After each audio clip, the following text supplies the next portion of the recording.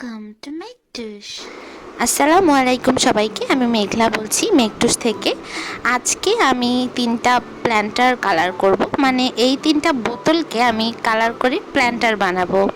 তো এই 3টা বোতল আমার আগে থেকেই ছিল, যেগুলো আমি বিভিন্ন কাজে ব্যবহার করতাম, সেইগুলোকে আমি আজকে প্ল্যান্টারে রূপদান করব। তো এটা প্রথম যেই বোতলটা, এটা একটা প্লাস্টিকের বোতল এবং এটাতে আমি আগে তেল রাখতাম, মানে রান্নার কাজে যে তেল ব্যবহার করা হতো সেই তেলটা রাখতাম, কিন্তু এটার মুখটা হারিয়ে যাওয়াতে জিনিসটা অকেজো হয়ে পড়ে এবং এটাকে আজকে আমি কালার করে প্ল্যান্টার বানিয়ে ফেলবো। তো এখানে প্রথমেই আমি এইটাতে একটু ট্রান্সপারেন্ট রাখতে চাচ্ছিলাম, যার জন্য আমি ডিজাইনটা এইভাবে করছি যেন ভেতরের যেই গাছের শিকড়গুলো থাকবে ওগুলো একটু দেখা যাবে। এই জন্য আমি এখানে বেস কোনো কালার দেইনি, এটাতে আমি সরাসরি অ্যাক্রিলিক কালার দিয়ে কিছু ডিজাইন করে নিচ্ছি। বোতলের ক্ষেত্রে আসলে গ্লাস পেইন্টিং করা যায় যখন এটা কাচের বোতল হবে। তো আমি আজকে গ্লাস পেইন্ট করব না, আজকে আমি সবগুলো বোতলই অ্যাক্রিলিক দিয়ে করব। এবং এইটা একটা প্লাস্টিকের বোতল, আর কাচের আমার 2টো বোতল আছে যেগুলো আমি এর পরবর্তীতে কালার করব। ওগুলো আমি অ্যাক্রিলিক দিয়েই করব। অ্যাক্রিলিক কালারটাকে আমি একটু পানি দিয়ে হালকা করে পাতলা করে নিয়েছি, কিন্তু বেশি পাতলা করিনি, কারণ যেহেতু প্লাস্টিক আর কালারটাও প্লাস্টিকের, মানে অ্যাক্রিলিক কালারটা যেহেতু প্লাস্টিকের মতোই হয়ে যায় যখন শুকোয়, তো এই জন্য কালারটাকে একটু ভারী করে বা একটু ঠিক করে গোলাতে হবে, যাতে করে কালারটা সুন্দর করে বসে বোতল বা প্লাস্টিকের উপরে। আচ্ছা, ওটা শেষ হয়ে গিয়েছে, এখন আমরা আসছি 2 নাম্বার যেই বোতলটা, সেটাতে এটাও একটা ছোট বোতল এবং এটা হচ্ছে একটা কাচের বোতল। তো এই বোতলটা আমি পেয়েছিলাম একটা জায়গায়, আমি জুস খেয়েছিলাম, ওদের কাচের বোতল দিয়েছিল এই বোতলটা। তো ওই বোতলটাকে আমি রেখে দিয়েছি এবং আজকে এটাকে আমি কালার করছি। এখানেও আমি অ্যাক্রিলিক কালার ইউজ করছি এবং এই ডিজাইনটা হচ্ছে একটা আন্ডার ওয়াটার বা ফিশদের একটা ডিজাইন। এখানে আমি কয়েকটা ফিশের লেআউট করেছি এবং এখন ওই যে পানির নিচে কিছু গাছ থাকে না, ওই রকম কিছু কালারফুল গাছ আমি আঁকছি।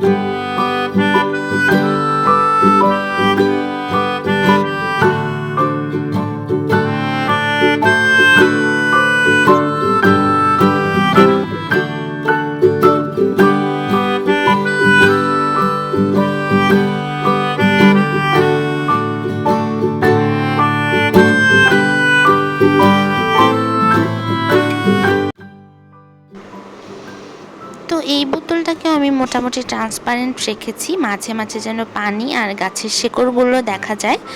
আর আমি মাছগুলোকে শুধুমাত্র ব্ল্যাক কালার দিয়ে আউটলাইন করে নিচ্ছি।